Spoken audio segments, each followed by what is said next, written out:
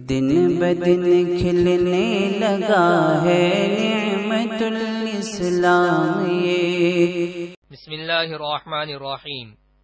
صرف 5 منٹ کا مدرسہ قرآن و حدیث کی روشنی میں 108واں دن 18 ربیع الثانی۔ نمبر 1، اسلامی تاریخ۔ معراج۔ ہجرت سے 1 سال پہلے حضور صلی اللہ علیہ وسلم کو 7 آسمانوں کی سیر کرائی گئی، جس کو معراج کہتے ہیں۔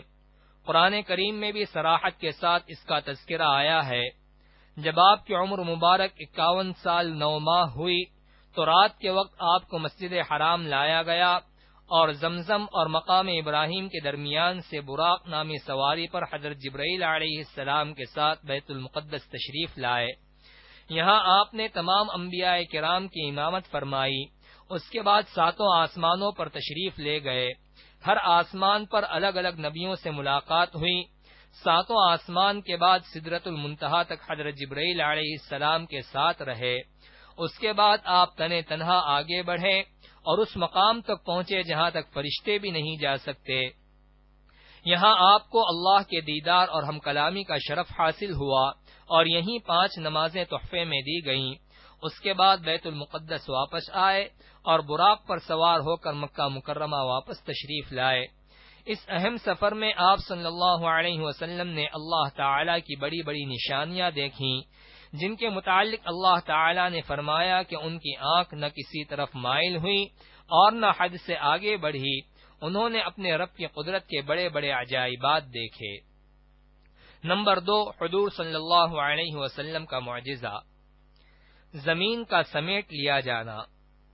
حضرت انس بن مالک رضی اللہ عنہ فرماتے ہیں کہ ہم لوگ آپ صلی اللہ علیہ وسلم کے ساتھ غزوہ تبوک میں گئے ہوئے تھے۔ اس دن سورج اتنی آب و تاب کے ساتھ نکلا کہ میں نے اتنی تابناکی کے ساتھ کبھی نہیں دیکھا تھا۔ چنانچہ حضرت جبرائیل علیہ السلام حضور صلی اللہ علیہ وسلم کی خدمت میں حاضر ہوئے تو حضور صلی اللہ علیہ وسلم نے اس کی وجہ معلوم کی تو حضرت جبرائیل علیہ السلام نے عرض کیا، اس کی وجہ یہ ہے کہ آج مدینہ منورہ میں معاویہ بن معاویہ اللیثی کی وفات ہوئی ہے اور اللہ تعالی نے ان کی نماز جنازہ پڑھنے کے لیے 70,000 فرشتے اتارے ہیں۔ تو حضور صلی اللہ علیہ وسلم نے فرمایا، کس بنا پر یہ درجہ حاصل ہوا؟ حضرت جبرائیل علیہ السلام نے عرض کیا، حضرت معاویہ رات دن چلتے پھرتے اٹھتے بیٹھتے قل هو اللہ احد پڑھا کرتے تھے۔ حضرت جبرائیل علیہ السلام نے عرض کیا، اگر آپ بھی ان کی نماز جنازہ پڑھنا چاہیں تو میں زمین کو سمیٹ لوں؟ تو حضور صلی اللہ علیہ وسلم نے فرمایا، جی ہاں۔ چنانچہ زمین سمیٹ لی گئی اور حضور صلی اللہ علیہ وسلم نے مدینہ جا کر ان کی نماز جنازہ پڑھی اور پھر واپس تبوک آ گئے۔ نمبر 3، ایک فرض کے بارے میں، میت کا قرض ادا کرنا۔ حضرت علی رضی اللہ عنہ فرماتے ہیں کہ رسول اللہ صلی اللہ علیہ وسلم نے قرض کو وصیت سے پہلے ادا کروایا، حالانکہ تم لوگ قرآن پاک میں وصیت کا تذکرہ قرض سے پہلے پڑھتے ہو۔ فائدہ، اگر کسی شخص نے قرض لیا اور اس سے ادا کرنے سے پہلے انتقال کر گیا تو کفن دفن کے بعد مال وراثت میں سے سب سے پہلے قرض ادا کرنا ضروری ہے، چاہے سارا مال اس کی ادائیگی میں ختم ہو جائے۔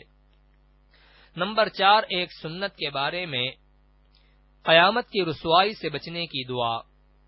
قیامت کے دن ذلت و رسوائی سے نجات پانے کے لیے اس دعا کا اہتمام کرے، وَلَا تُخْزِنِي يَوْمَ يُبْعَثُونَ۔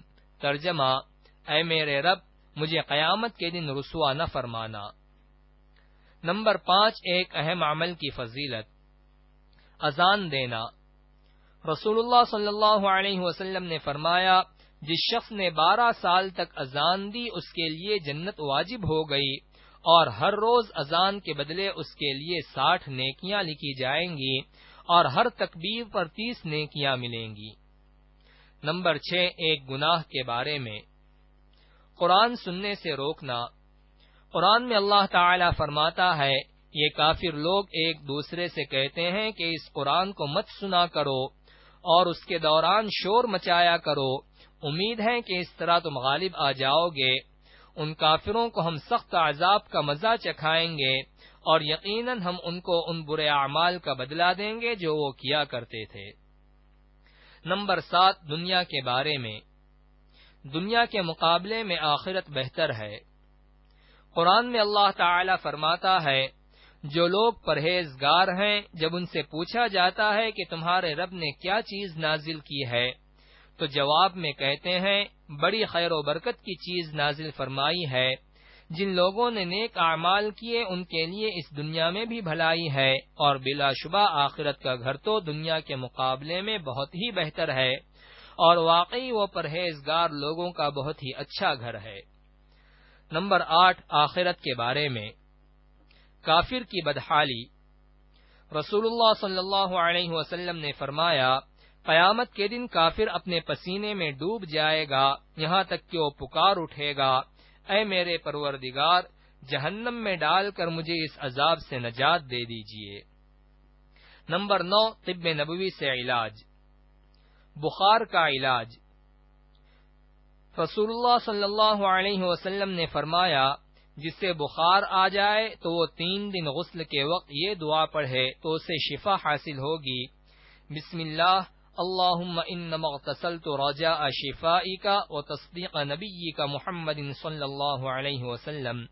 ترجمہ، اے اللہ، میں نے تیرے نام سے غسل کیا شفا کی امید کرتے ہوئے اور تیرے نبی صلی اللہ علیہ وسلم کی تصدیق کرتے ہوئے۔ نمبر 10، نبی صلی اللہ علیہ وسلم کی نصیحت۔ رسول اللہ صلی اللہ علیہ وسلم نے فرمایا، رحمان یعنی اللہ کی عبادت کرو اور کھانا کھلایا کرو اور سلام کو عام کرو، یعنی ہر مسلمان کو سلام